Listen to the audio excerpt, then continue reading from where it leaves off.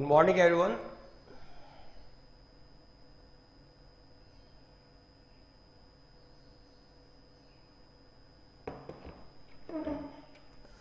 Now let's start the class today.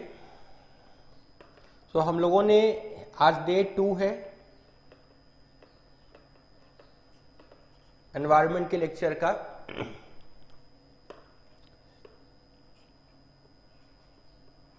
तो हम लोग एनवायरनमेंट पढ़ रहे थे।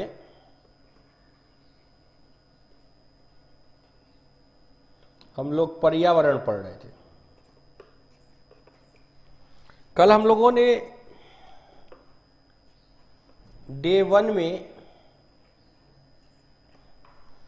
एक short understanding of environment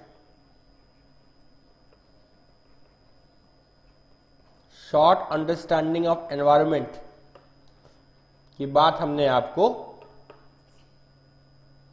understanding of environment की बात हमने कही थी।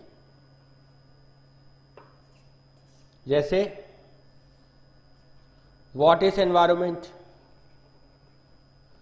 एनवायरनमेंट क्या है। अब आप जानते हैं कि एनवायरनमेंट एक फिजिकल कंपोनेंट्स यानी कि बायोटिक और एबायोटिक कंपोनेंट्स का एक सिस्टम है। एक ऐसा सिस्टम है जिसमें एबायोटिक कंपोनेंट्स बायोटिक कंपोनेंट्स से इंटरलिंक्ड है, इंटरैक्ट करते हैं। और एबायोटिक कंपोनेंट में कोई भी चेंज होगा तो वो बायोटिक कंपोनेंट पे इंपैक्ट डालता है। यानी कि अगर एटमॉस्फेरिक कंडीशंस में कोई चेंज होगा तो भी ऑर्गेनिजम्स बायोटिक कंपोनेंट्स में इंपैक्ट पड़ेगा। लिथोस्फेरिक कंडीशंस में कोई चेंज होता है, हाइड्रोलॉजिकल कंडीशंस में कोई चेंज होता है, इन सब का इंपैक्ट ऑर्गेनिजम्स यानी कि पृथ्वी पर रहने वाले जीवों पर पड़ता है। इसीलिए हमें जो स्टडी है, स्टडी का जो डायमेंशन है वो वास्ट हो जाता है। आपको एटमॉस्फेरिक डायमेंशन पढ़ना है तो एयर पॉल्यूशन भी आप पढ़ेंगे, तो उसके बाद एयर पॉल्यूशन में एयर पॉल्यूटेंट्स आप पढ़ेंगे। उसके बाद आप देखेंगे तो एयर पॉल्यूशन को कैसे कंट्रोल किया जा सकता है, इस तरीके की बातें करते हैं। उसी तरीके से एटमॉस्फेरिक कंपोजिशन में अगर कोई चेंज आएगा, जैसे कार्बन डाइऑक्साइड गैस में कोई चेंज आया तो global warming, green house effect, climate change का फिनोमेना देखते हैं। ओजोन के कॉन्सेंट्रेशन में चेंज आया तो ओजोन डिप्लीशन देखते हैं। इस तरीके से एटमॉस्फेरिक कंडीशंस में कोई भी चेंज आएगा so we will find a different types of impact and we will study that. So global warming, greenhouse gas, climate change, air pollution, ये सब आपके कोर्स में है। इसी तरीके से आप देखेंगे हाइड्रोलॉजिकल कंडीशंस में कोई चेंज आएगा तो भी उसका इंपैक्ट किस पे पड़ेगा, आपके एनवायरनमेंट, आपके ऑर्गेनिजम्स, आपके लाइफ पे पड़ेगा। जैसे कल हम लोगों ने डिस्कस किया था, हमने आपको जब एक वीडियो अपलोड किया हुआ है, जैसा कि हमने आपसे वादा किया था। हाँ, 9 बजे नहीं हो पाया due to certain conditions, due to certain emergencies. Clear हो गई बात। तो उसमें मैंने क्या बात करी है, उसमें मैंने साफ बात करी है कि रिवर वाटर में अमोनिकल नाइट्रोजन, अमोनिया का कंसंट्रेशन ज्यादा हो जाने के कारण it may be toxic to fishes, yes और no, it may be toxic to human beings. So जो है वाटर कंडीशंस चेंज हुई, अगर हाइड्रोलॉजिकल कंडीशंस चेंज हुई तो उसका इंपैक्ट किस तरीके से लाइफ पे पड़ता है वो भी हमने समझा। सो वाटर पॉल्यूशन इसी का पार्ट है। वाटर पॉल्यूशन के साथ साथ वाटर कंजर्वेशन भी इसी का पार्ट है, क्योंकि फ्रेश वाटर अगर पीने योग्य नहीं बचेगा तो वाटर फिर जो है उसकी यूटिलिटी बहुत ज्यादा है। तो वाटर कंजर्वेशन, वाटर पॉल्यूशन व जो है ट्रीटमेंट ऑफ द वाटर, यानी कि जो वाटर जो केमिकल युक्त है, जो रासायनिक युक्त है, उसका ट्रीटमेंट ऑफ वाटर, उसे सीवेज ट्रीटमेंट कहते हैं। तो इस तरीके की बातें करेंगे। लिथोलॉजिकल कंडीशंस में जो स्थलमंडलीय दशाएं हैं वो और व्यापक है। उसमें आप देखेंगे सॉइल का फैक्टर, रिलीफ का फैक्टर, या desertification, land degradation, soil pollution, agriculture, ये सारे के सारे हम इसमें पढ़ते हैं। ओवरऑल एनवायरनमेंट क्या है हमने ये समझा था। एनवायरमेंटल क्राइसिस क्या है हमने इसकी बात करी। एनवायरमेंटल क्राइसिस क्या है हमने इसकी बात करी, और हमने यहीं पर अपना सेगमेंट क्या कर दिया था, एंड कर दिया था। अब आज जो हम समझेंगे, जो हमारा टॉपिक है डे 2 में, वो हम मैन एनवायरमेंट रिलेशनशिप की बात करेंगे आज। मैन एनवायरमेंट रिलेशनशिप की बात करेंगे। मानव पर्यावरण संबंध की बात करेंगे और दूसरे लेवल में बात करेंगे एनवायरमेंटल अवेयरनेस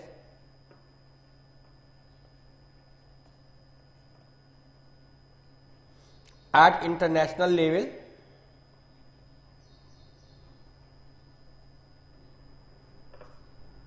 अंतर्राष्ट्रीय स्तर पर पर्यावरण चेतना। फिर उसके बाद एक और बात करेंगे constitution of India and environment. Bharat का संविधान व पर्यावरण। मैंने जो अपनी क्लास ली थी वो यहीं तक कंप्लीट करी थी, तो इसके बाद जो भी टॉपिक होगा वो आप सभी के लिए नया होगा, फ्रेश होगा।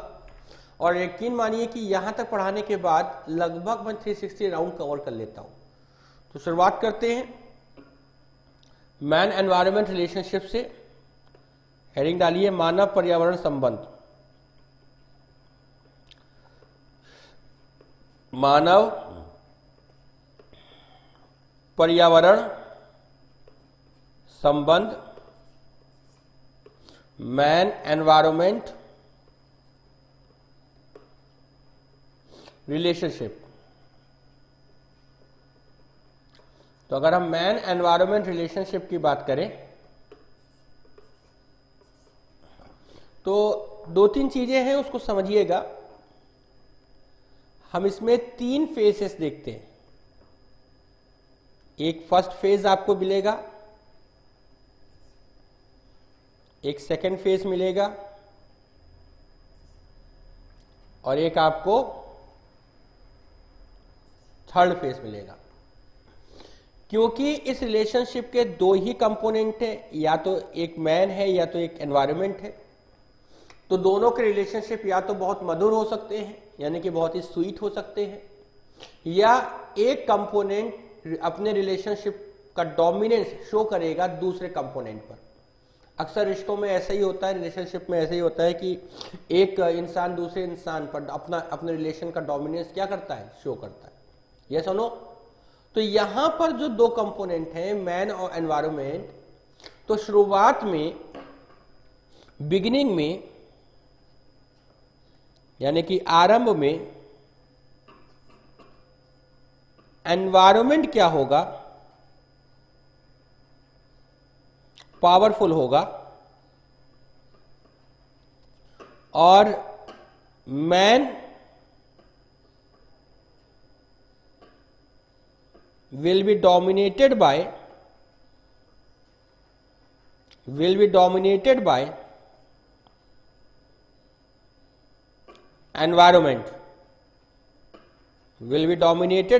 environment, and man will be dominated by environment। यानी कि environment will be the controlling factor in this, that is every action of human being will be controlled by the environment। जैसे आप देखेंगे कि ठंडे प्रदेशों में जो ह्यूमन सेटलमेंट है वो बहुत ज्यादा नहीं मिलता, because the environmental condition is very harsh, the climatic condition is very harsh.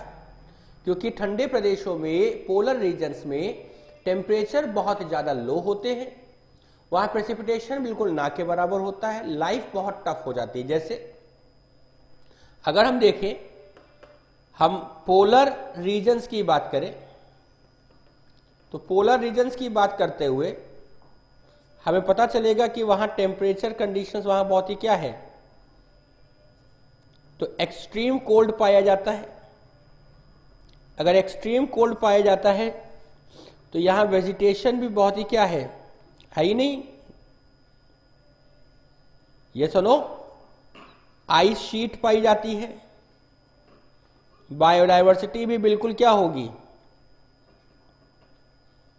है ही नहीं। ये सुनो, ऐसी कंडीशंस में ह्यूमंस का सर्वाइवल बहुत ही कठिन हो जाता है, it becomes very you can say that difficult, the survival of the human beings becomes very difficult. At present also, today also, environment is the controlling factor in this region where the human settlements in these regions are very, very sparse. यानी कि इन क्षेत्रों में आज भी मानव का जो बस्तियां है वो बहुत ही क्या है, न्यून है, बहुत ही काउंट उनका बहुत ही क्या है, कम है. क्यों? क्योंकि सर्वाइवल कंडीशंस बहुत ही डिफिकल्ट है. वैसे ही डेजर्ट में भी आपको सेटलमेंट क्या होगा, डेजर्ट रीजन में भी आपको सेटलमेंट क्या होगा, क्योंकि टेम्परेचर बहुत ही हाई है, प्रेसिपिटेशन बहुत ही लो है, इवेपोरेशन बहुत ही हाई है, एरिडिटी बहुत ही हाई है. इस तरीके की हार्श क्लाइमेटिक कंडीशन में आज भी यहाँ पर ह्यूमन सेटलमेंट बहुत ही क्या है, स्पार्स पाया जाता है, यानी कि बहुत ही ज्यादा घनी बस्तियां नहीं पाई जाती. ये सब कंडीशंस, जबकि एलुवियल प्लेन का अगर कोई रीजन हो, जबकि कोई एलुवियल प्लेन का रीजन हो, तो कहते हैं वर्ल्ड के मोस्ट पॉपुलेटेड रीजन, वर्ल्ड के जो मोस्ट पॉपुलेटेड रीजन्स हैं वो एलुवियल प्लेन के ही रीजन्स हैं. क्यों है? क्योंकि यहां पर आपको उपजाऊ मिट्टी मिलती है, फर्टाइल सॉइल मिल रही है ना. यहां पर आपको रिवर वाटर मिल रहा है जो फ्रेश वाटर का सोर्स है. इस तरीके की कंडीशंस मिल रही हैं. तो भाई खाने के लिए जो है अनाज मिल जाएगा, पीने के लिए पानी मिल जाएगा. दो चीजें बेहतर है तो खाइए पीजिए, उसके बाद सोइए. ये सुनो, यानी कि यहां एनवायरमेंटल कंडीशंस क्योंकि आपको फेवर कर रही है तो इसलिए यहां सेटलमेंट भी क्या है, बहुत घना पाया जाता है. यानी कि ये ऐसे फैक्टर्स हैं जो ये शो कर रहे हैं कि environment is powerful and the environment is the main controlling factor that decide the man's action. तो जो भी मानव के कार्य है, जो भी मानव की क्रियाएं हैं, जो भी मानव जो है कर रहा है, वह सभी किसके द्वारा नियंत्रित हो रहा है, पर्यावरण के द्वारा नियंत्रित हो रहा है. मगर ये बात आगे चलते हुए इस फेस में कई लोगों ने पलट दी. कहा man is an active element, man is an active element in the environment, man is technological in nature,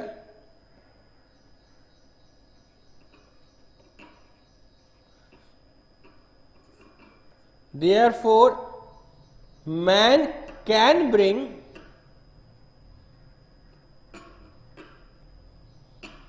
any change in the environment as desired. Man can bring any change in the environment as desired. आगे चलकर ये thought change हो गया. कहा मानव केवल element नहीं है environment का, जैसे कि अदर एनिमल्स है या अदर जो है अदर आपको ऑर्गेनिजम्स वगैरह आपको एलिमेंट मिलेंगे. कहेंगे मानव एक एक्टिव एलिमेंट है, एक सक्रिय तत्व है.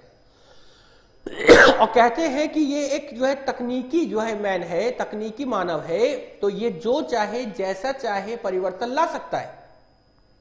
हालांकि कई स्तर पर लाया भी है, अनेक स्तर पर लाया भी है, मगर इतना चेंज नहीं ला पाया कि अंटार्कटिक में जाके अभी मानव की बस्तियां बसा दे. क्लियर हो गई बात. मगर कई चेंज लाया है, और लाया तो उसके नकारात्मक प्रभाव भी हमें देखने को मिलते हैं. तो इस तरीके का थॉट आया और यहां पे मैन को एनवायरनमेंट से सुप्रीम मान लिया गया. तो यहां रिलेशन में जो डोमिनेंस है वो मैन का है. वो कह रहे हैं कि वो जैसा चाहेगा वैसा चेंज ला सकता है, एनवायरनमेंट उसकी डेस्टिनी को कंट्रोल नहीं करेगा. मगर इस तरीके की बातें लंबे समय तक सस्टेन नहीं कर पाई और यहां पर कहा गया कि man can bring change in environment. Yes or no? But before bringing change,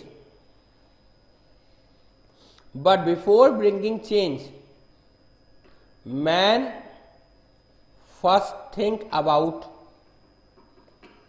environment. Man first think about environment. यानी कि ठीक है मानव परिवर्तन ला सकता है पर्यावरण में, मगर किसी भी प्रकार का परिवर्तन लाने से पूर्व मानव को पर्यावरण का अध्ययन कर लेना चाहिए। Man should first study the environment whether because the change which the man is going to bring is feasible in long term or not। यानी कि जो परिवर्तन मानव पर्यावरण में लाना चाह रहा है वो लंबे समय तक सस्टेनेबल है कि नहीं है, सतत है कि नहीं है, टिकाऊ है कि नहीं है। मालूम पड़ा आज आप चेंज लाए, कल जो है एनवायरमेंट कोई चेंज ला दे, डिस्ट्रक्शन ला दे, तब आप क्या करेंगे। तो इसलिए थर्ड फेज में यहां पर मैन और एनवायरनमेंट के बीच में एक बैलेंस रिलेशनशिप की बात की जाती है कि हमें एनवायरनमेंट को समझना चाहिए, हमें एनवायरनमेंट को स्टडी कर लेना चाहिए और कोई भी चेंज लाने से पहले उसकी फिजिबिलिटी को चेक कर लेना चाहिए। इस तरीके की बात थर्ड फेज कहता है। ये तीनों फेज एक डिफरेंट स्कूल ऑफ थॉट्स को रिप्रेजेंट करते हैं, विभिन्न जो है विचारों के जो है क्या है स्कूलों को रिप्रेजेंट करते हैं। पहला वाला कहलाता है डिटरमिनिस्टिक स्कूल। क्या कहलाता है? Deterministic school. दूसरा वाला कहलाता है प्रोबेबिलिस्टिक स्कूल, यानी कि प्रोबेबिलिज्म। और तीसरा वाला कहलाता है नियो डिटरमिनिस्टिक स्कूल, यानी कि neo determinism. Getting the point? इसे निश्चयवाद की अवधारणा, इसे संभववाद की अवधारणा और इसे नव निश्चयवाद की अवधारणा कहते हैं। क्या निश्चय है? ये नियति निश्चित है, किसके द्वारा? पर्यावरण के द्वारा। Everything is destined by whom? By environment. Probabilism क्या है? संभववाद। ऐसा संभव है, क्या संभव है? मानव पर्यावरण में परिवर्तन ला सकता है। It is possible. What is possible? And man can bring change in the environment as he desire. Neo determinism क्या है?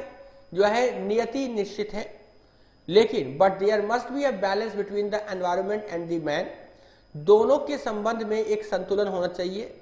मैन को किसी भी प्रकार के चेंज लाने के लिए सबसे पहले एनवायरमेंट का अध्ययन कर लेना चाहिए। Before bringing any change in the environment, man first study the environment. Getting the point?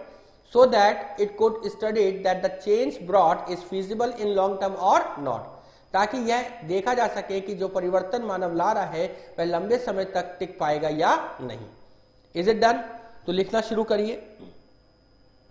देखिए, the man environment relationship, the man environment relationship, the man environment relationship can easily be understood, can easily be understood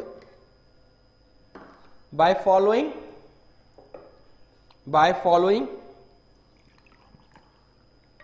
theories, by following theories। देखिए, मानव पर्यावरण संबंध को निम्न सिद्धांतों द्वारा समझा जा सकता है। मानव पर्यावरण संबंध को निम्न सिद्धांतों द्वारा समझा जा सकता है। निम्न सिद्धांतों द्वारा समझा जा सकता है। पूर्ण विराम। लिखिए,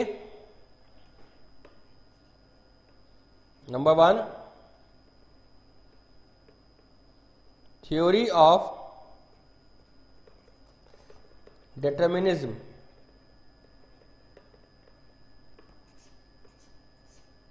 निश्चयवाद की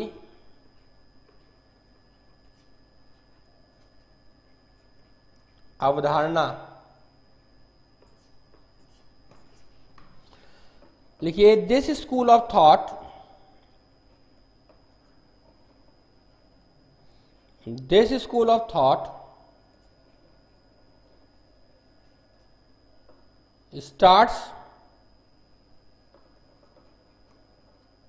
started in Germany। यह विचारधारा जर्मनी में विकसित हुई है। सपोर्टर्स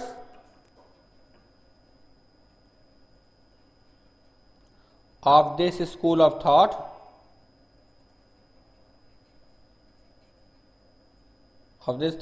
आर या supporter of this thought were, इस विचारधारा के समर्थक हैं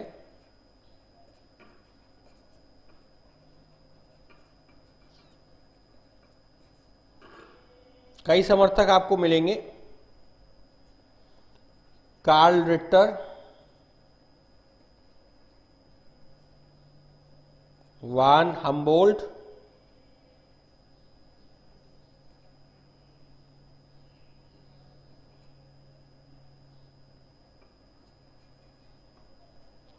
is it done? Ratzel, Huntington, etc. According to this theory,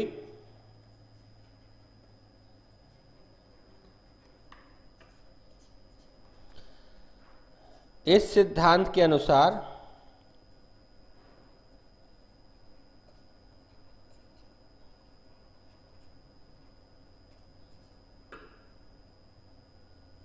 man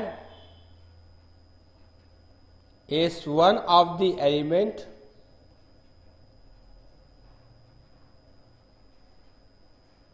in the environment.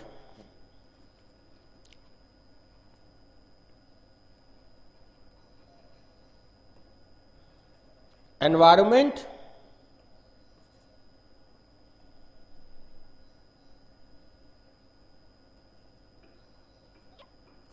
in this theory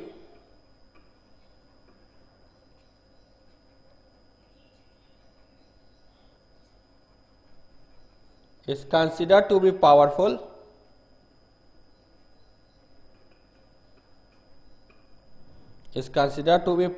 controller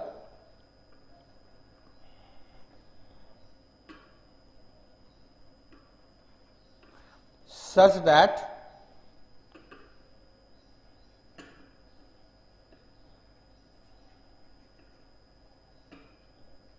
environment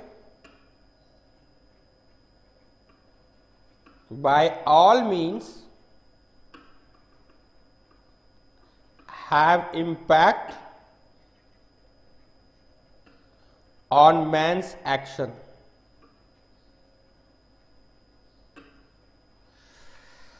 इस सिद्धांत के अनुसार मानव पर्यावरण का एक तत्व है का अनेक तत्वों में से एक तत्व है, अनेक तत्वों में से एक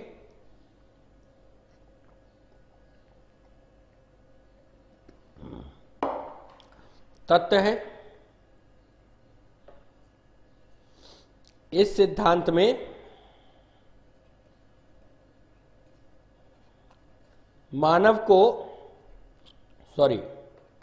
इस सिद्धांत में पर्यावरण को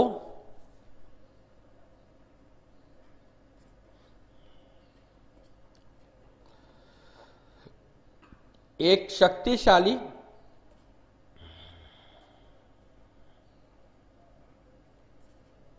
नियंत्रक के रूप में स्थापित किया गया है।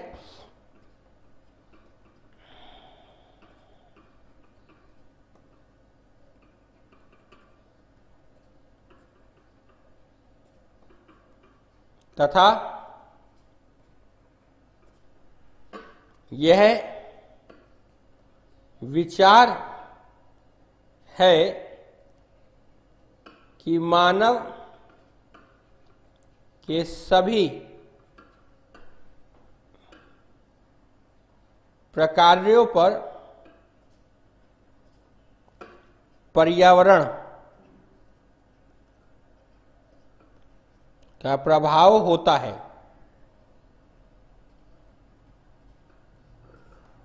Is it done? मानव के सभी प्रकार मतलब फंक्शंस, ठीक है, एक्शंस। यहां प्रकार का मतलब एक्शन से है, ठीक है। मानव के सभी प्रकारों पर पर्यावरण का प्रभाव होता है। अब यहां पर नेक्स्ट थ्योरी है थ्योरी ऑफ प्रोबेबिलिज्म। मुझे लगता है कि वहां हमने जो 3 दिन का लेक्चर लिया है वो आज ही कंप्लीट हो जाएगा, तो कल से हम लोग नए सेगमेंट की ओर मूव कर जाएंगे। तो जिन्होंने 3 दिन की क्लास करी है उनके लिए कल से नया टॉपिक स्टार्ट होने की बहुत उम्मीद है, संभावना है। Getting the point? So be prepare for it. Getting the point? So theory of probabilism की बात करेंगे।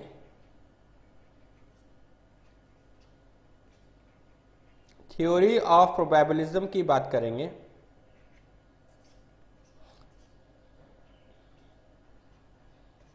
संभववाद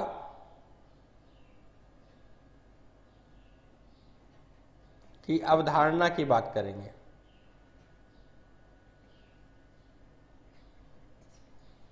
क्लियर हो गई बात? This school of thought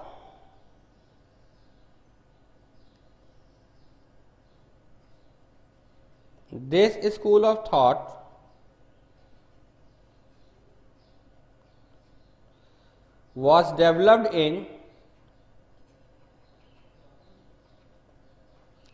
developed in France।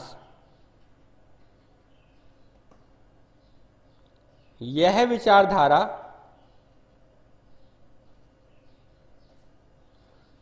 France में विकसित हुई है।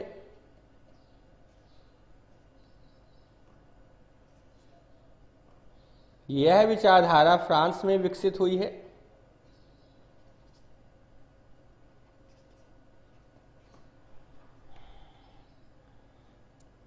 This thought was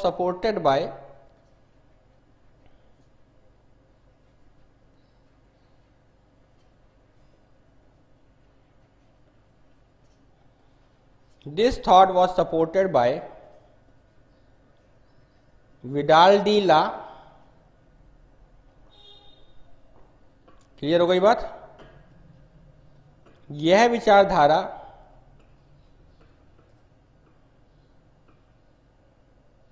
को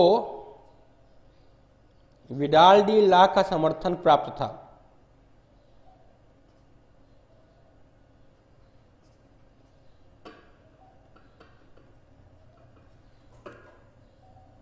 Then,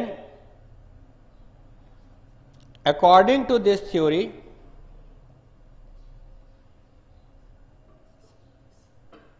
इस सिद्धांत के अनुसार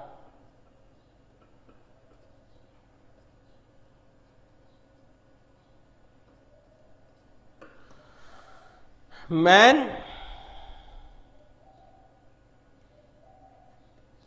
is not only one of the element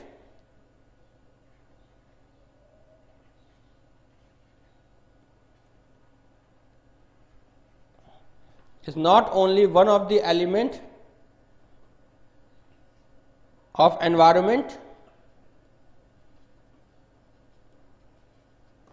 but is an active element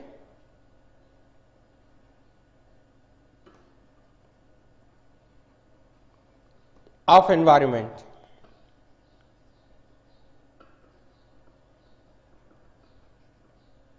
लिखा? Man is technological in nature,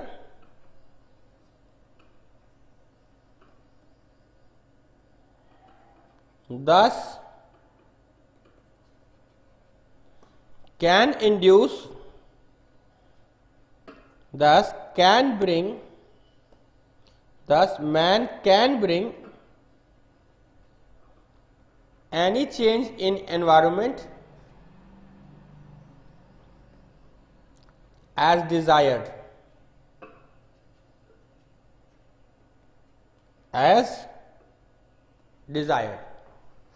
इस सिद्धांत के अनुसार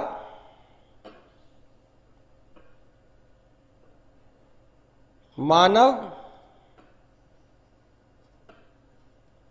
पर्यावरण का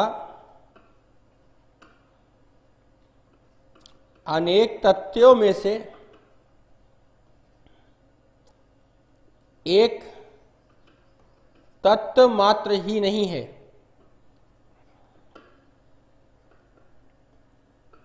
अपितु यह पर्यावरण का एक सक्रिय तत्व है।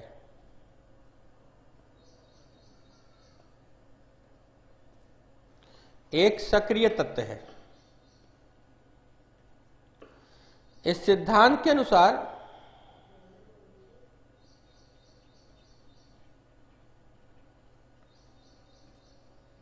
मानव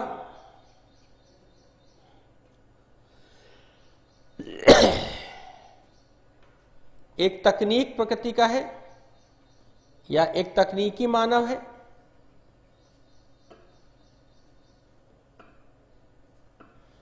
इसी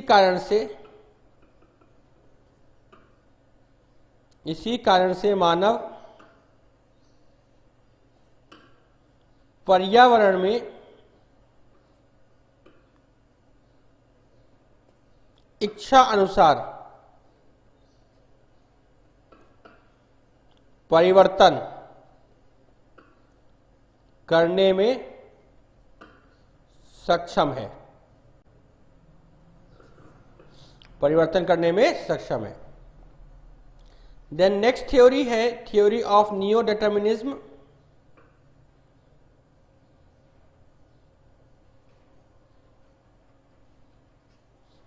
थ्योरी ऑफ नियो डिटर्मिनिज्म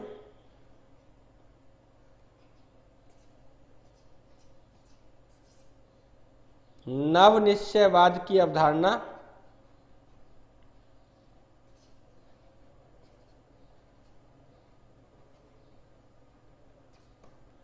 नव निश्चयवाद की अवधारणा। So this school of thought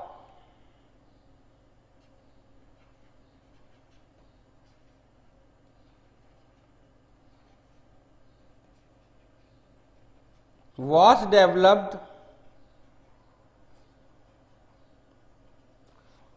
in USA। यह विचारधारा यूएसए में विकसित हुई है।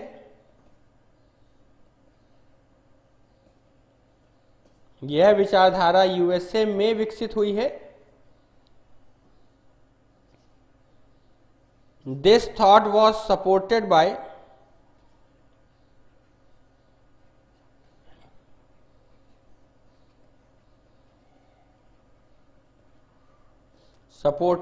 Griffith Taylor।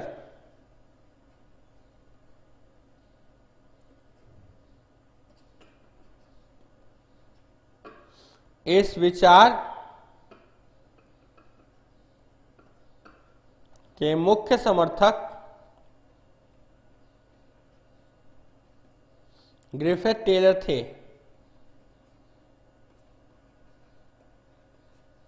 या रहे हैं। Is it done? According to this theory,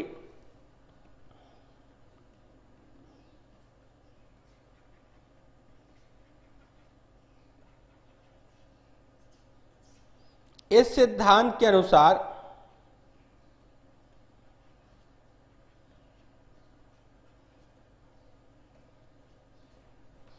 excessive exploitation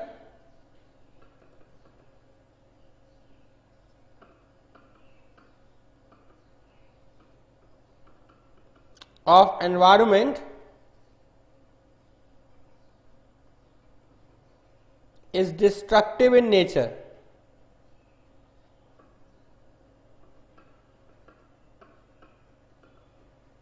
Excessive exploitation of environment is destructive in nature। Thus,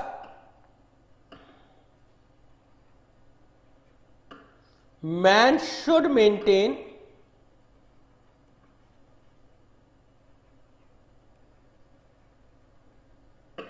a balance between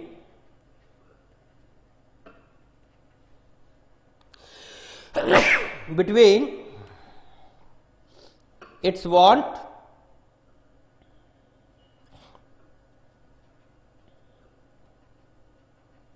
between his or her wants and ही लिख देते हैं, ठीक है, बिटवीन हिज वांट्स या desire and environment.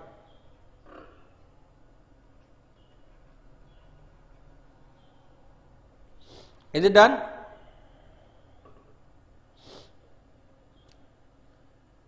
In this theory,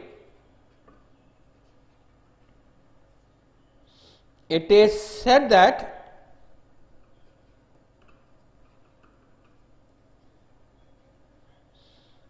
before formulating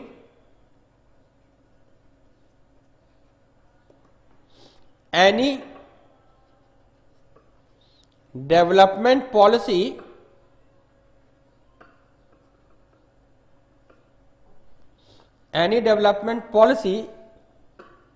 we must understand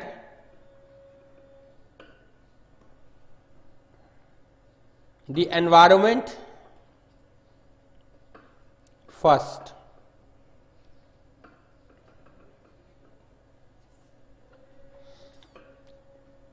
इस सिद्धांत के अनुसार पर्यावरण का अत्यधिक दोहन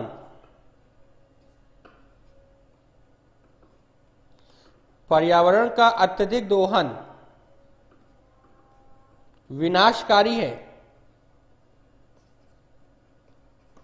पर्यावरण का अत्यधिक दोहन विनाशकारी है। अतः मानव को अपनी इच्छाओं व पर्यावरण के मध्य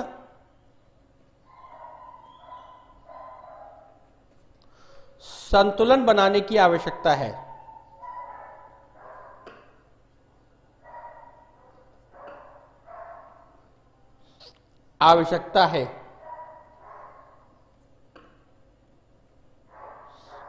इस सिद्धांत के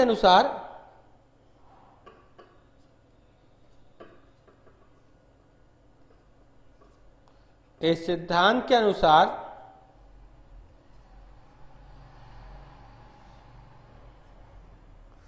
मानव द्वारा किसी भी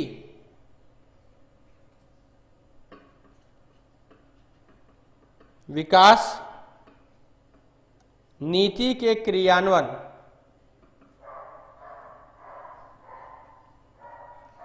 से पूर्व उसे पर्यावरण की समझ होना आवश्यक है।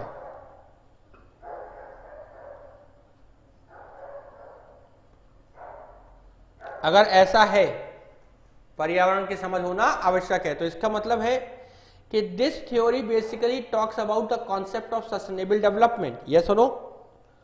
This theory talks about the concept of sustainable development.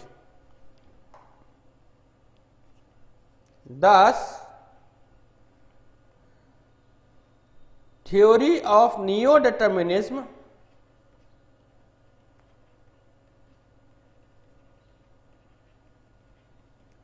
talks about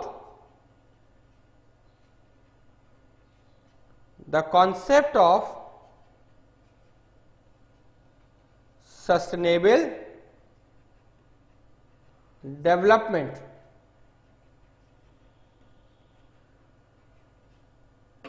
अतः यह सिद्धांत सतत विकास की संकल्पना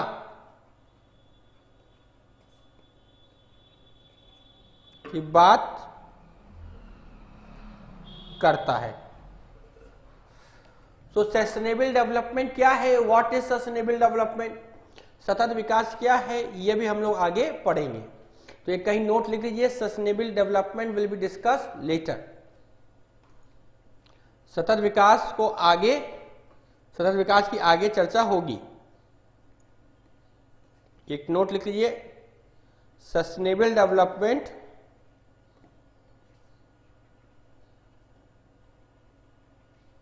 विल बी डिस्कस्ड लेटर।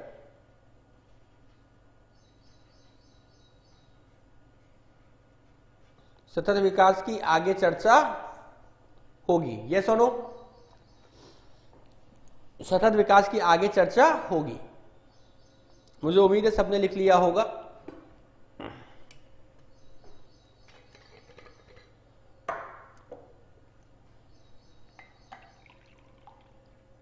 सतत विकास की आगे चर्चा होगी।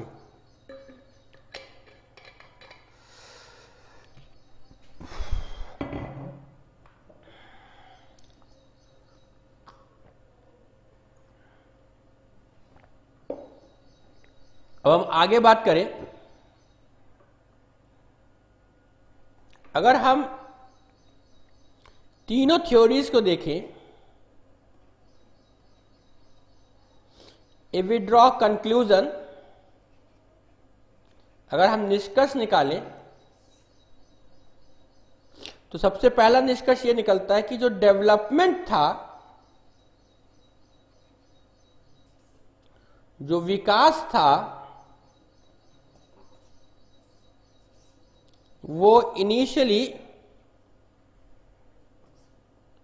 मैन सेंटर्ड था। यस और नो? मानव के दृष्टिकोण के चारों ओर घूम रहा था, मानव की जरूरतों के चारों ओर घूम रहा था, उसमें एनवायरनमेंट को हमने इन नहीं किया था। मगर लेटर ऑन, बाद में अब ये एनवायरनमेंट सेंटर्ड हो गया, पर्यावरण केंद्रित हो गया। यानी कि अब पर्यावरण के अकॉर्डिंग डेवलपमेंट होगा। यानी कि जब भी डेवलपमेंट होगा, सबसे पहले एनवायरनमेंट को कंसीडर किया जाएगा कि उसमें क्या क्षति हो सकती है, एनवायरनमेंट को क्या हार्म हो सकता है। अगर हार्म हो रहा है तो हम पहले एनवायरनमेंट को बचाएंगे। डेवलपमेंट में हम कोई ना कोई चेंजेस उस ऑब्जेक्टिव को जो है क्रिएट करने के लिए, उस ऑब्जेक्टिव को जो है अटेन करने के लिए हम किसी और फिजिबल अल्टरनेटिव मेथड्स की बात करेंगे, क्योंकि मैन तो टेक्नोलॉजिकल है ना, वो तो कैसे भी चेंज ला सकता है ना। तो पर्यावरण को नुकसान पहुंचाए बिना चेंज लाओ, गेटिंग द पॉइंट। सो पहले अर्लियर जहां पे डेवलपमेंट मैन सेंटर था, एट प्रेजेंट जो है the development becomes environmental centred, ecologically centred, getting the point. तो लिखिए, कंक्लूजन लिखिए, लिखिए अर्लियर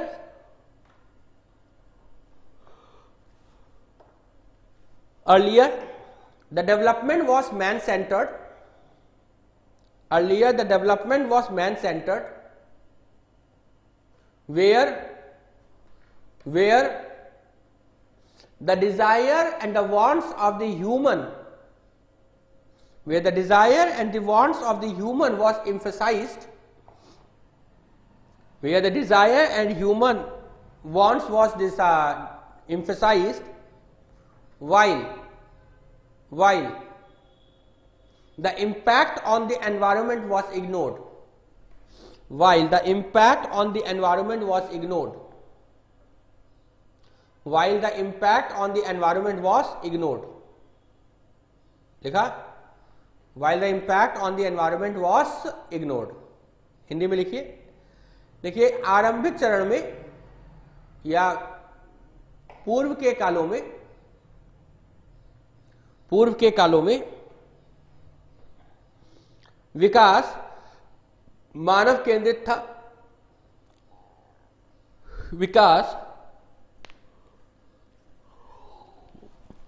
विकास मानव केंद्रित था। लिखा, विकास मानव केंद्रित था, अर्थात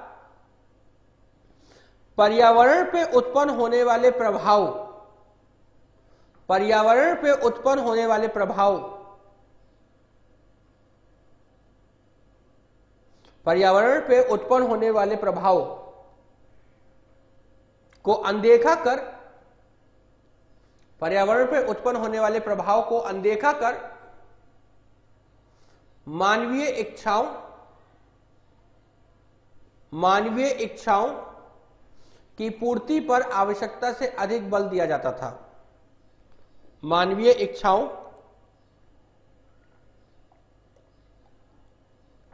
की पूर्ति पर आवश्यकता से अधिक बल दिया जाता था। मानवीय इच्छाओं की पूर्ति पर आवश्यकता से अधिक बल दिया जाता था। आवश्यकता से अधिक बल दिया जाता था। पूर्ण विराम। देखिए, in the latter days especially in the current situation, especially in the current scenario, the development is ecologically centered. The development is ecologically centered, where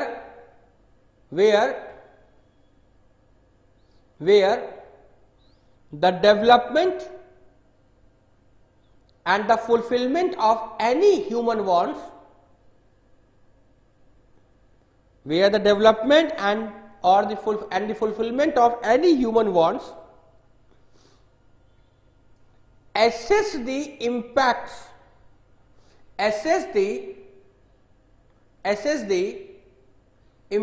on the environment primarily. Assess the impacts on the environment primarily. Assess the impacts on the environment primarily. Done? Assess the impacts on the environment primarily. Is it done? Assess the impacts on the environment primarily. इसका मतलब क्या है? किसी भी तरीके की विकास की नीति को बनाने से पूर्व, यानी कि किसी भी तरीके की जो है डेवलपमेंट पॉलिसी बनाने से पहले अब एनवायरनमेंट में पड़ने वाले प्रभाव का आंकलन किया जाता है, कैलकुलेशन किया जाता है।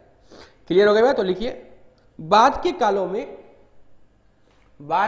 में विशेष तौर पर वर्तमान समय में विकास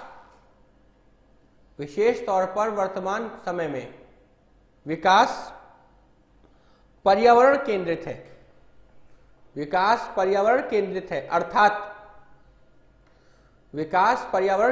है। अर्थात मानवीय इच्छाओं एवं विकास के उद्देश्य को पूर्ण करने से पूर्व, मानवीय इच्छाओं एवं विकास के उद्देश्य को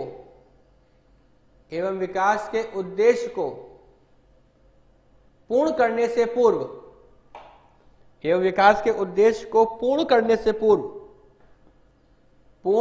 से पूर्व पर्यावरण पर उत्पन्न होने वाले प्रभाव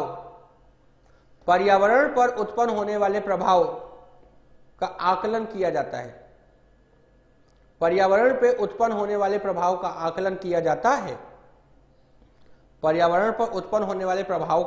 किया जाता है। So this is the concept of development. अब हम बात करेंगे एनवायरमेंटल अवेयरनेस।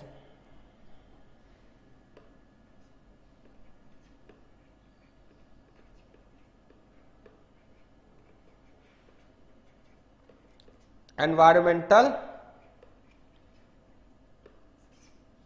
अवेयरनेस, पर्यावरण चेतना। पुट अ हेडिंग, पर्यावरण चेतना।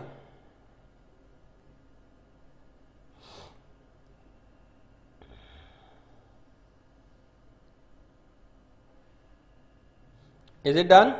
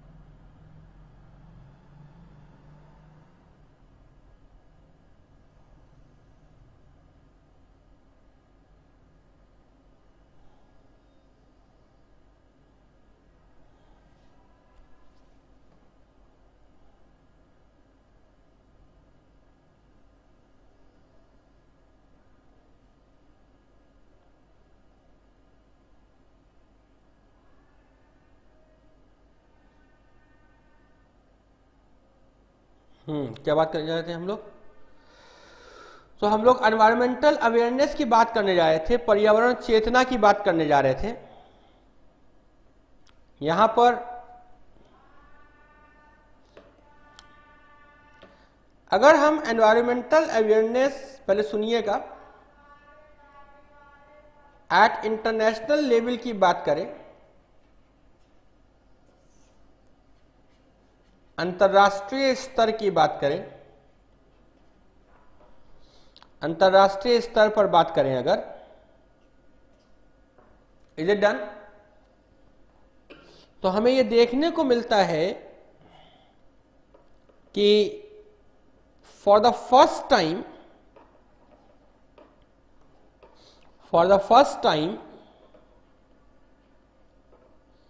it was during 1960s when the attention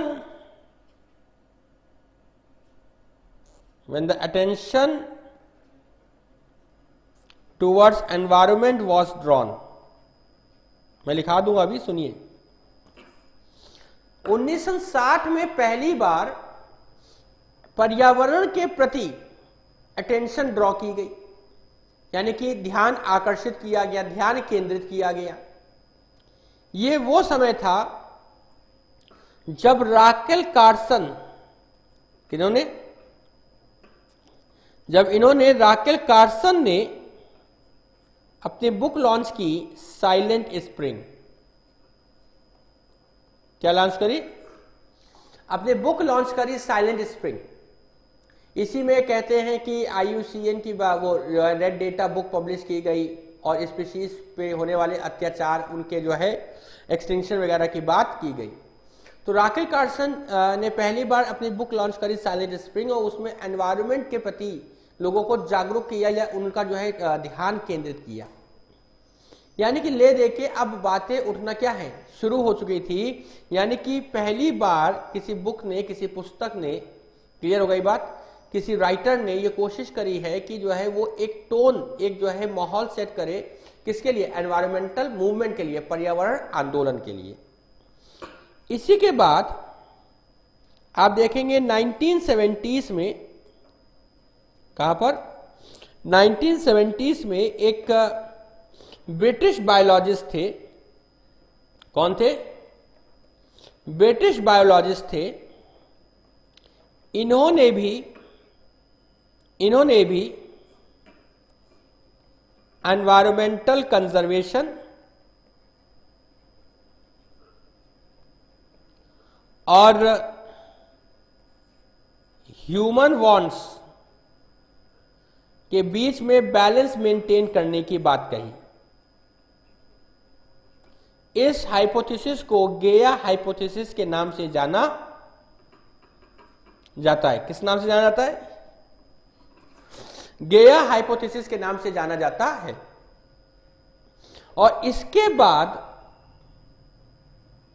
पहली बार 1972 में एक वर्ल्ड लेवल कॉन्फ्रेंस होती है,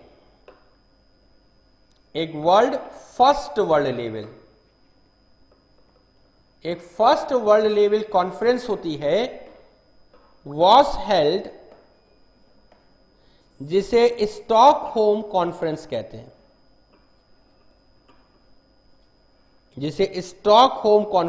तो पहली बार अगर कोई कॉन्फ्रेंस इंटरनेशनल लेवल पर हेल्ड हुई है तो उसको किस नाम से जाना जाता है? स्टॉकहोम कॉन्फ्रेंस के नाम से जाना जाता है। तो 2022 को या 1972 को 2022 से माइनस कर दीजिए तो कितना हो जाएगा? 50 साल हो जाएगा। यस और नो? लगभग 50 साल हो जाएगा। अगर 50 यानी कि जितना भी एनवायरमेंटल अवेयरनेस पढ़ना है वो कितने साल का पढ़ना है? 50 साल का। उससे पहले हमें कोई भी लेना देना नहीं है। और इस 50 साल में भी 10-10 साल के गैप है। तो एक्चुअल में 4 से 5 ही कॉन्फ्रेंसेस हैं जो हमें पढ़नी है। उसी में कन्वेंशंस हैं, उसी में प्रोटोकॉल्स हैं, उसी में पॉलिसीज हैं, वही पढ़ना है घूम घूम के, बेकार में आप परेशान होते हैं।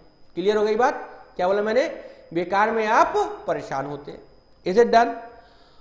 तो एक्चुअल में पहली बार कोई कॉन्फ्रेंस हेल्ड हुई वो 1972 में कॉन्फ्रेंस हेल्ड हुई। कब हेल्ड हुई? 1972 में कॉन्फ्रेंस हेल्ड हुई। इस कॉन्फ्रेंस को स्टॉकहोम कॉन्फ्रेंस के नाम से जानते हैं। इस कॉन्फ्रेंस में पहली बार कोशिश की गई, क्या बोला मैंने? इस कॉन्फ्रेंस में पहली बार कोशिश की गई कि एनवायरमेंटल प्रोटेक्शन की तरफ हम ध्यान केंद्रित करें। We should look towards the environmental conservation, we should look towards the environmental protection. पर्यावरण चेतना और पर्यावरण संरक्षण की ओर हम अपना क्या है? ध्यान केंद्रित करें। इंडिया ऑल्सो बिकेम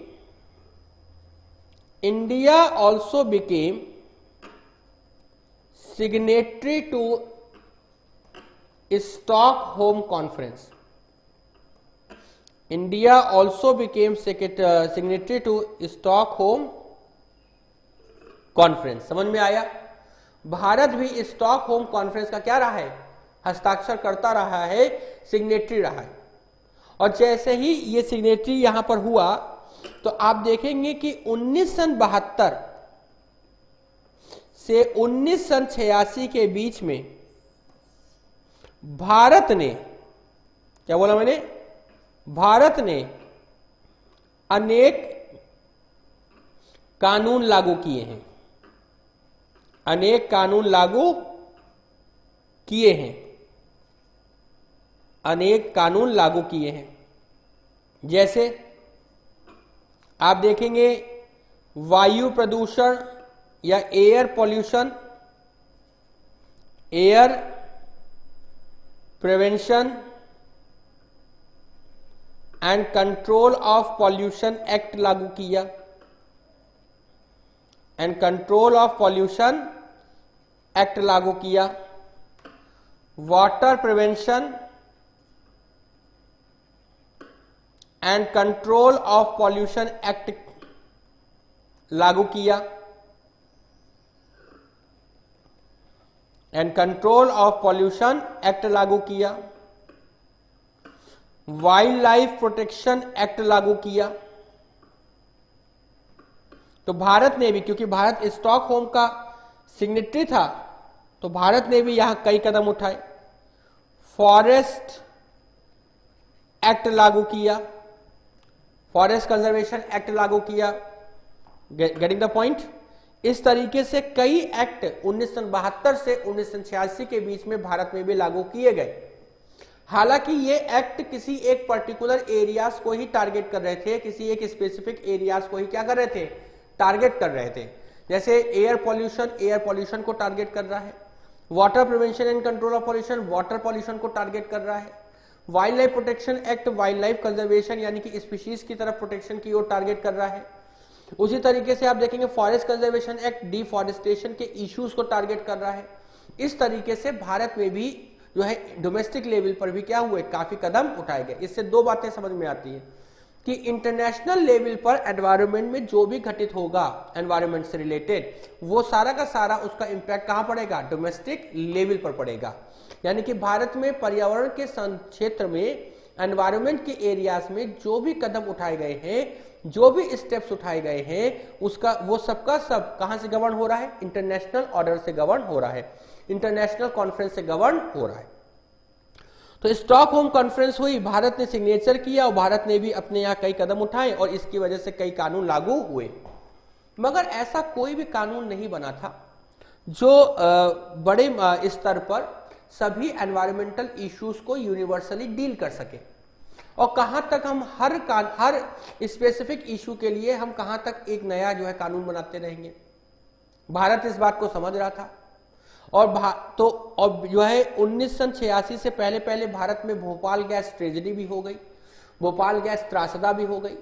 तो भारत स्टॉकहोम कॉन्फ्रेंस पे साइन तो कर ही चुका था। भारत ने आर्टिकल 253 के तहत क्या बोला? भारत ने अंडर आर्टिकल 253 के तहत इन 1986 an act was legislated an act was legislated known as Environmental Protection Act 1986। और भारत में क्या है, भोपाल गैस त्रासदा हो चुकी है इस समय तक। तो भारत ने आर्टिकल अनुच्छेद 253 कॉन्स्टिट्यूशन का जो अनुच्छेद 253 है, कॉन्स्टिट्यूशन का आर्टिकल जो 253 है, वो ये बताता है कि केंद्र यदि अंतर्राष्ट्रीय स्तर पर किसी कन्वेंशन को जो है साइन या किसी प्रोटोकॉल्स को साइन करके आता है, तो उन अंतर्राष्ट्रीय जो है प्रोटोकॉल और या जो अभिस्मय है, कन्वेंशन है, उनके उद्देश्यों की पूर्ति हेतु जो समग्र जो है आपका जो इंडियन टेरिटरी है, जिसमें स्टेट्स भी आते हैं और जो है यूनियन टेरिटरी भी आते हैं, तो उसमें कोई भी कानून बना सकता है। और अगर it and this act cannot be challenged by any of the government if अगर चैलेंज करेंगे भी तो वो इस बिहाफ पे चैलेंज नहीं कर सकते कि अंतरराष्ट्रीय उद्देश्य क्या हो जाए, अंतरराष्ट्रीय हित क्या हो जाए, कॉम्प्रोमाइज हो जाए। सो विद दैट पर्सपेक्टिव जो है, in that regard this act can not be challenged. So article 253 के तहत एनवायरमेंटल प्रोटेक्शन एक्ट 1986 क्या हो गया, लागू हो गया, और इसे अम्ब्रेला लेजिस्लेशन कहा गया। क्या कहा गया? इसे अम्ब्रेला लेजिस्लेशन कहा गया, इसे छाता विधान कहा गया। क्या कहा गया? इसे छाता विधान कहा गया। छाता विधान क्यों? क्योंकि अब एनवायरमेंट के जितने भी मुद्दे थे वो किसके अंदर से होकर गुजरेंगे, किसके अंतर्गत? एनवायरमेंटल प्रोटेक्शन एक्ट 1986 के अंतर्गत होकर गुजरेंगे। ऐसा चलता रहा। अचानक से 1992 आ गया। क्या आ गया? तो 1972 के बाद आफ्टर 20 ईयर्स, तो 1972 में क्या हुआ था? स्टॉकहोम कॉन्फ्रेंस हुई थी, हाँ या ना? आफ्टर 20 ईयर्स 1992 में फर्स्ट अर्थ समिट हुई। क्या हो गई? फर्स्ट अर्थ समिट हुई, प्रथम पृथ्वी सम्मेलन हुआ, और ये एक टर्निंग पॉइंट था एनवायरमेंटल कंजर्वेशन के डायरेक्शन में, पर्यावरण संरक्षण की दिशा में ये एक मेजर टर्निंग पॉइंट था। और इसके बाद कई अर्थ समिट होती रही, जैसे सेकेंड अर्थ समिट 2002 में हुई है, फिर हमारी सेकेंड अर्थ समिट हुई, गेटिंग द पॉइंट। फिर हमारे पास थर्ड अर्थ समिट 2012 में हुई है। तो जो हमारी थर्ड अर्थ समिट हुई वो 2012 में हुई। हमारी ये 3 इंपॉर्टेंट अर्थ समिट हमको पढ़नी रहती है। तो देखिए, सब में 2 लगा हुआ है, 1972, 1992, 2002 और 2012। देखिए बड़ी आसानी से 2012 तक आ गए कि नहीं आ गए? मुश्किल से अब 9 साल पीछे है कि नहीं है? तो बेसिकली ये 4 कॉन्फ्रेंसेस, क्या बोला मैंने, ये समिट एक तरीके का कॉन्फ्रेंस ही तो है। ये सुनो भाई, ये समिट एक तरीके के क्या है, कॉन्फ्रेंस है। तो यहां पर ये 4 कॉन्फ्रेंसेस, इंटरनेशनल कॉन्फ्रेंसेस एनवायरमेंट की दिशा में, एनवायरमेंटल प्रोटेक्शन और कंजर्वेशन की दिशा में बहुत इंपॉर्टेंट है। Getting the point? तो यहां पर लिखना शुरू करिए।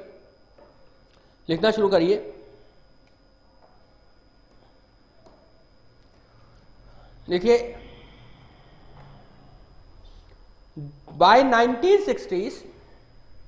by 1960s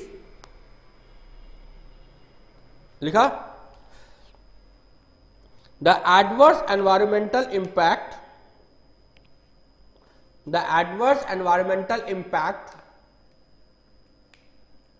by 1960s, the adverse environmental impact of unbridled economic growth, the adverse environmental impact of unbridled economic growth became clear. देखिए 1960 के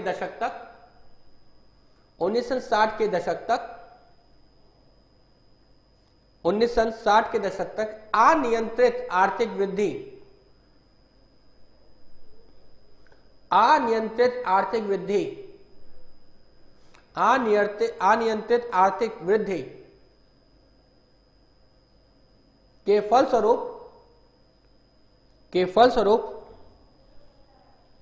पर्यावरण पर उत्पन्न होने वाले नकारात्मक प्रभाव, के फलस्वरूप पर्यावरण पर उत्पन्न होने वाले नकारात्मक प्रभाव, के फलस्वरूप पर्यावरण पर उत्पन्न होने वाले नकारात्मक प्रभाव परिलक्षित होने लगे थे, परिलक्षित होने लगे थे, परिलक्षित होने लगे थे, पूर्णविराम, परिलक्षित होने लगे थे, पूर्णविराम। लिखिए, during 1962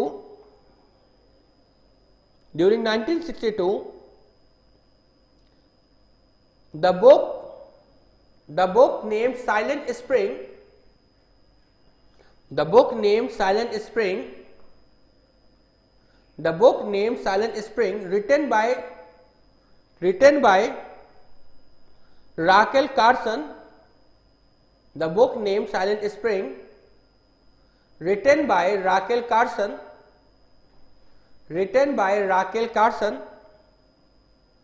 set the tone for the environmental movement, set the tone for the environmental movement। लेकिन सन 1962 में राकेल कार्सन द्वारा लिखित पुस्तक, सन 1962 में राकेल कार्सन द्वारा लिखी गई पुस्तक साइलेंट स्प्रिंग, राकेल कार्सन द्वारा लिखित पुस्तक साइलेंट स्प्रिंग, राकेल कार्सन द्वारा लिखित साइलेंट स्प्रिंग ने पर्यावरण संरक्षण की दिशा में, देखा, पर्यावरण संरक्षण की दिशा में प्रथम बार ध्यान केंद्रित किया,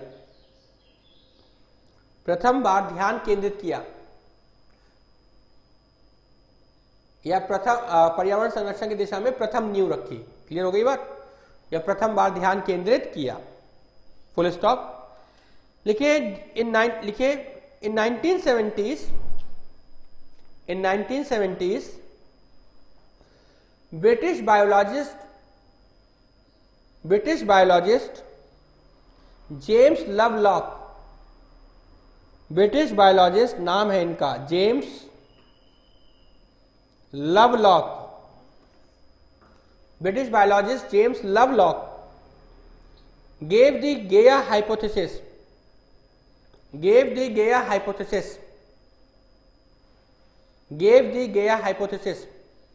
गेया एक तरीके की ग्रीक गॉडेस है जो संपन्नता यानी कि वेलबींग और हैप्पीनेस के लिए जानी जाती है। क्लियर हो गई बात? लिख लीजिए, गेया इज अ ग्रीक गॉडेस, गेया is a Greek goddess known for, Gaia is a Greek goddess known for well-being and happiness, known for well-being and happiness, known for well-being and happiness। देखिए, according to this hypothesis,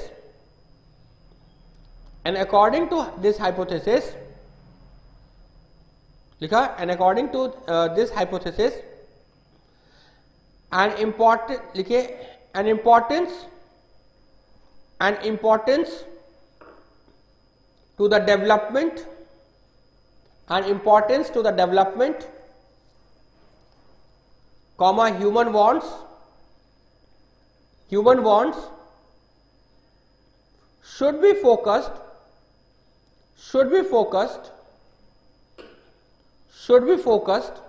on one side of the pan, on one side of the pan, pan माने तराजू होता है, on one side of the pan, while on the other side of the pan while on the other side of the pen, while on the other side of the pen, an emphasis should be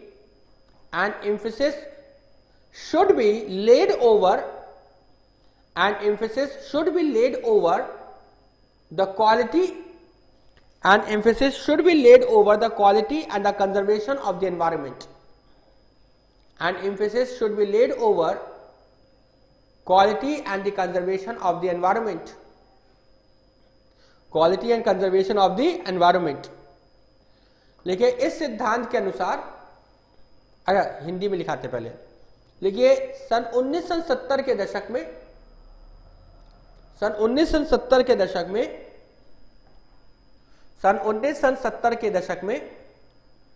British जीव वैज्ञानिक James Lovelock ने गेया संकल्पना को प्रस्तुत किया. गया मत लिख देना, गेया, इज इट डन? गेया संकल्पना को प्रस्तुत किया. पूर्णविराम. लिखिए गेया एक ग्रीक की देवी है. गेया एक ग्रीक देवी है जो संपन्नता व खुशहाली के लिए प्रसिद्ध है. जो संपन्नता व खुशहाली के लिए जानी जाती हैं, यानी कि वेलबींग एंड हैप्पीनेस. जो संपन्नता व खुशहाली के लिए जानी जाती है, जो संपन्नता व खुशहाली के लिए जानी जाती हैं. देखा, जो संपन्नता व खुशहाली के लिए जानी जाती है. पूर्णविराम. जो संपन्नता व खुशहाली के लिए जानी जाती है. लिखिए इस संकल्पना के अनुसार तराजू के एक हिस्से पर जेम्स लवलॉक ने मानवीय इच्छाओं व विकास पर ध्यान केंद्रित करने को कहा है. मानवीय इच्छाओं व विकास पर ध्यान केंद्रित करने को कहा है. वहीं दूसरी ओर मानवीय इच्छाओं व विकास पर ध्यान केंद्रित करने को कहा है. वहीं दूसरी ओर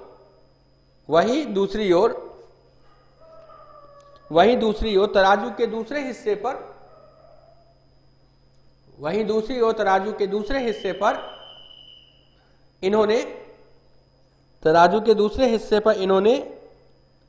पर्यावरण की गुणवत्ता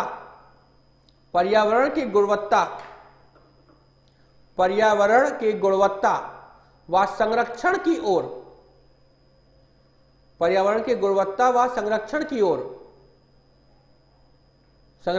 ओर बल दिया है. पर्यावरण की गुणवत्ता एवं संरक्षण की ओर बल दिया है. Is it done? अब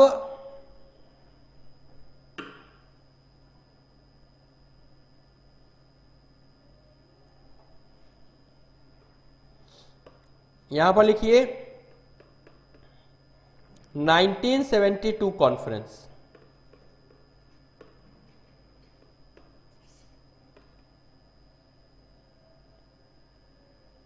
लिखा 1972 का सम्मेलन.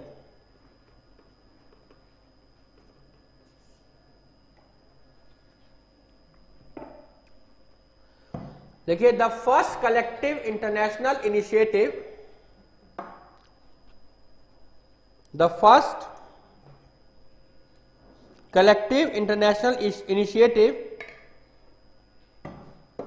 The first collective international initiative towards the environmental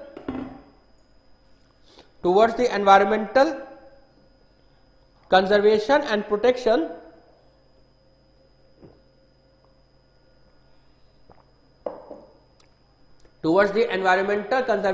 protection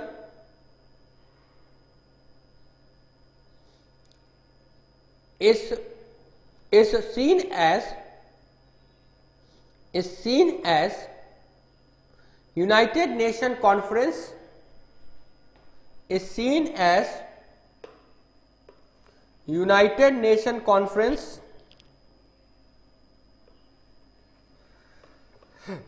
is seen as United Nations Conference on Human and Environment.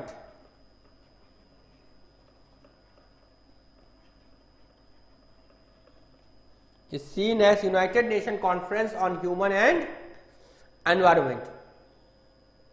लिखा? लिखिए पर्यावरण संरक्षण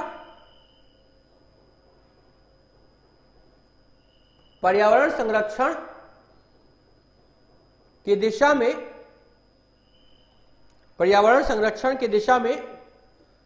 संगठित रूप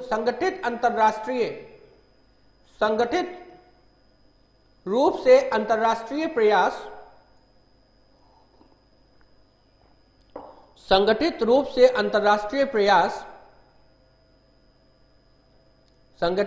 अंतर्राष्ट्रीय प्रयास मानव व पर्यावरण पर हुए संयुक्त राष्ट्र सम्मेलन के रूप में दिखता है। मानव व पर्यावरण पर हुए संयुक्त राष्ट्र सम्मेलन के रूप में दिखता है। मानव व पर्यावरण पर हुए संयुक्त राष्ट्र सम्मेलन के रूप में दिखता है। लिखा? ब्रैकेट में लिखिए United nation conference on human and environment. United nation conference on human and environment. लिखा? लिखिए this conference was held in Stockholm Sweden की कैपिटल है। This conference was held in Stockholm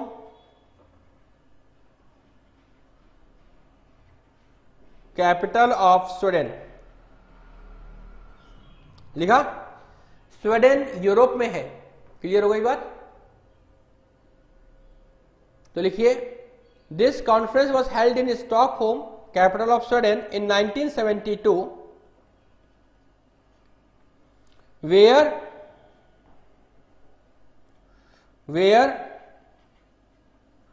for the first time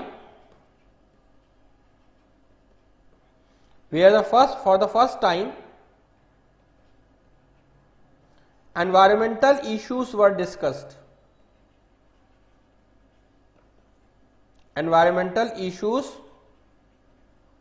discussed. देखिए यह सम्मेलन 1972 में Sweden की राजधानी स्टॉकहोम में संपन्न हुआ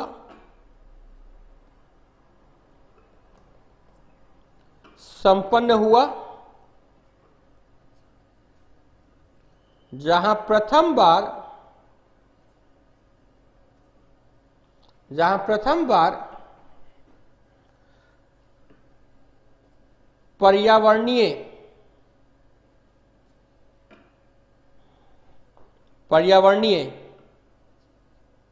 मुद्दों पर चर्चा हुई। Is it done? पर्यावरणीय मुद्दों पर चर्चा हुई। This conference is also known as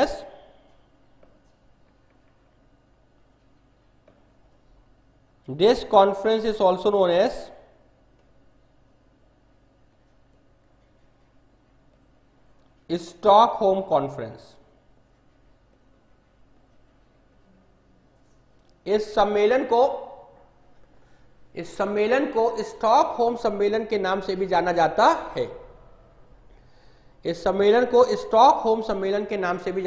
है। नेक्स्ट पॉइंट लिखिए India also became signatory to the Stockholm conference. भारत ने भी स्टॉकहोम सम्मेलन पर हस्ताक्षर किए थे। भारत ने भी स्टॉकहोम सम्मेलन पर हस्ताक्षर किए थे। इंडिया ऑल्सो बिकेम सिग्नेटरी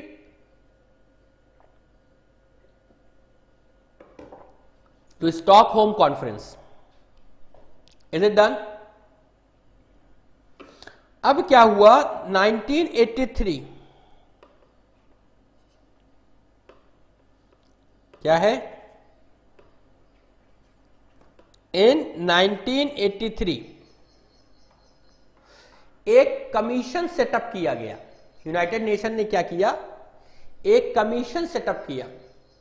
उस कमीशन को कहा गया world Commission on sustainable environment and development. क्या कहा गया? World Commission on Environment and development. Clear हो गई बात? World Commission on Environment and development, WCED। इसके जो चेयरपर्सन थे, इस समय इसकी जो अध्यक्षता कर रहे थे, वो Norway prime minister Gro Harlem Brundtland थे। क्लियर हो गई बात? चेयरपर्सन का नाम क्या है? Gro Harlem Brundtland. इस समय at this time a report, WCED published a report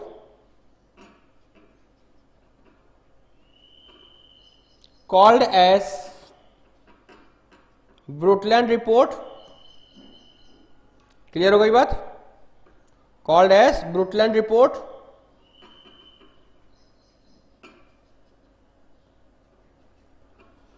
जिसका टाइटल था our common future, our common future, हमारा साझा भविष्य। क्लियर हो गई बात? और इस समय पहली बार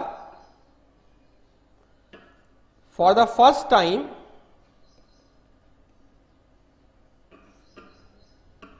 concept of sustainable development, concept of sustainable development was supported,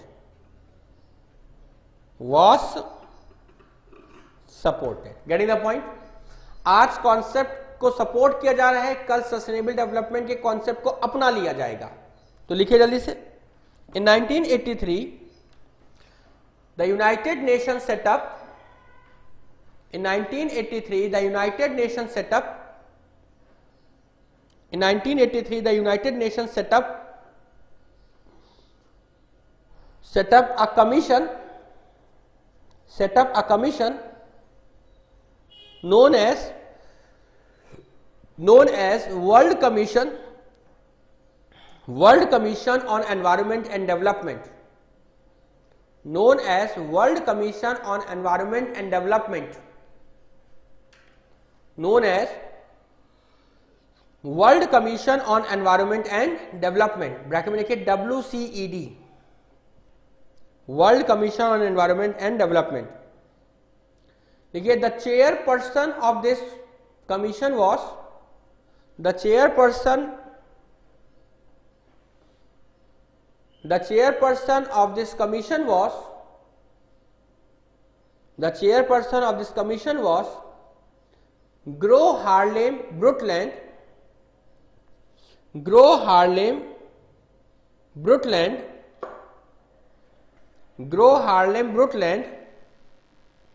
The chairperson of this commission was Gro Harlem Brundtland, bracket में लिखिए prime minister of Norway. Is it done? Yes और नो? लिखिए the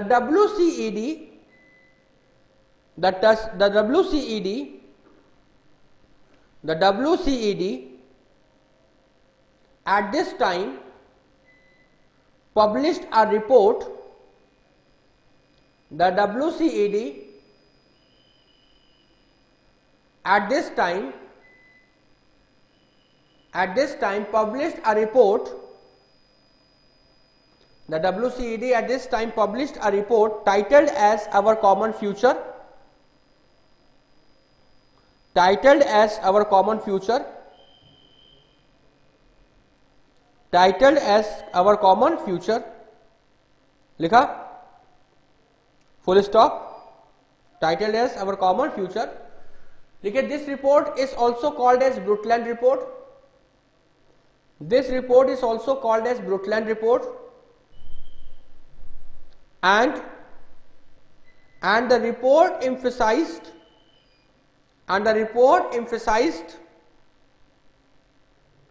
over the need of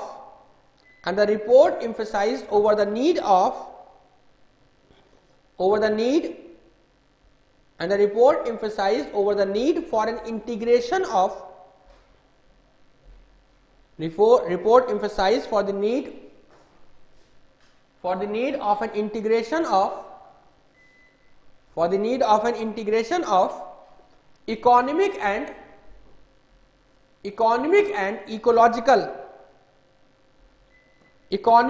ecological system, integration of economic and ecological system, need for an integration of economic and ecological system, full stop. The commission at this time supported the concept of sustainable development. The commission at this time supported the concept of sustainable development. The commission at this time supported the concept of sustainable development. The commission at this time supported the concept of sustainable development. Full stop. Hindi में लिखिए. लेकिन सन 1983 में वैश्विक स्तर पर संयुक्त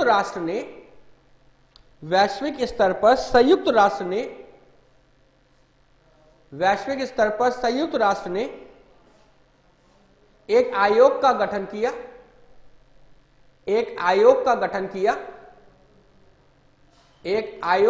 किया जिसे पर्यावरण एवं विकास पर विश्वव्यापी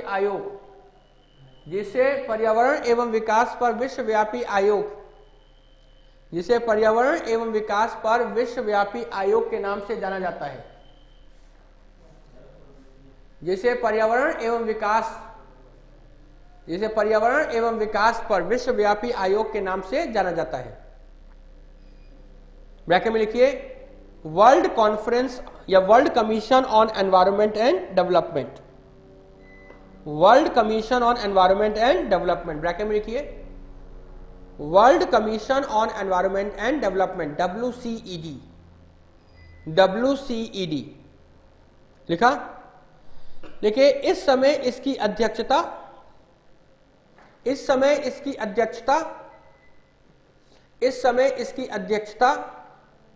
नॉर्वे के प्रधानमंत्री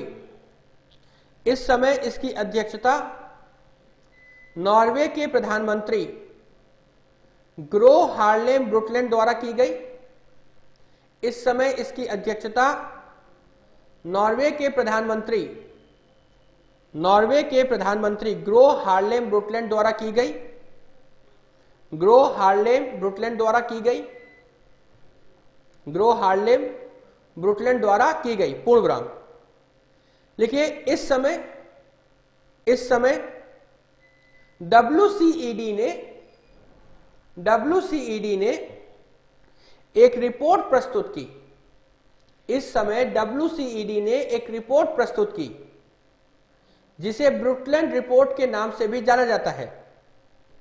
इस समय WCED ने एक रिपोर्ट प्रस्तुत की जिसे ब्रुटलैंड रिपोर्ट के नाम से भी जाना जाता है. जिसे ब्रुटलैंड रिपोर्ट के नाम से भी जाना जाता है. इस रिपोर्ट का शीर्षक था हमारा साझा भविष्य, अवर कॉमन फ्यूचर. इस रिपोर्ट का शीर्षक था हमारा साझा भविष्य, आवर कॉमन फ्यूचर। इस रिपोर्ट का शीर्षक था हमारा साझा भविष्य, आवर कॉमन फ्यूचर। देखिए इस रिपोर्ट में प्रथम बार इस रिपोर्ट ने प्रथम बार सतत विकास की संकल्पना को समर्थन प्रदान किया। इस रिपोर्ट ने प्रथम बार सतत विकास की संकल्पना को समर्थन प्रदान किया। इस रिपोर्ट ने प्रथम बार सतत विकास की संकल्पना को समर्थन प्रदान किया। सतत विकास की संकल्पना को समर्थन प्रदान किया तथा इस रिपोर्ट में आर्थिक तंत्र एवं पारितंत्र के एकीकरण, इस रिपोर्ट में आर्थिक तंत्र एवं पारितंत्र के एकीकरण की आवश्यकता पर बल दिया गया है। इस रिपोर्ट में आर्थिक तंत्र एवं पारितंत्र के एकीकरण, आर्थिक तंत्र एवं पारितंत्र के एकीकरण की आवश्यकता पर बल दिया गया है, पूर्ण विराम। यहां पर किसकी बात की गई है? Integration of economic and ecological system. हम अपने लेक्चर को कल यहीं से उठाएंगे। असल में हमारे मित्र आए हैं, उनको हमने बुलाया था कि जो है इन्वर्टर का बैकअप दे दे इस पूरे सिस्टम को। Getting the point?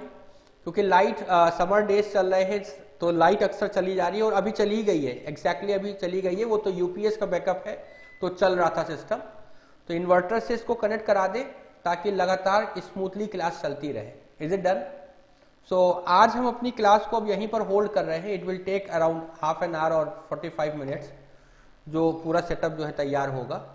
तो हम लोग कल यहीं से अपने टॉपिक को उठाएंगे, अदरवाइज पूरा खत्म होने पे आ गया था, अब क्या करा जाए। तो हम अपने टॉपिक को यहीं से कल उठाएंगे और हम अपना शुरुआत कल इसी टॉपिक से करेंगे, इकोनॉमिक एंड इकोलॉजिकल सिस्टम का इंटीग्रेशन। Is it done? तो कल मिलते हैं इसी टॉपिक के कंटिन्यूएशन के साथ। तब तक के लिए शबा खैर, धन्यवाद।